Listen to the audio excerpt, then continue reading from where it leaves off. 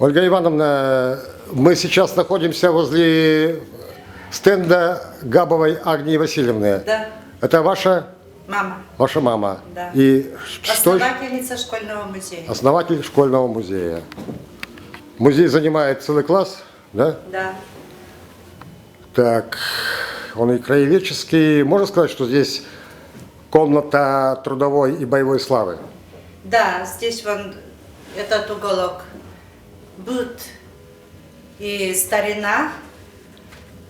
Дальше уголок памяти Великой Отечественной войны.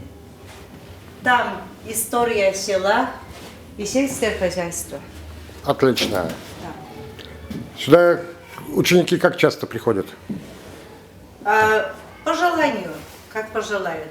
В год бывает 20 больше экскурсий. Каждый день, конечно, не приходим. Спасибо.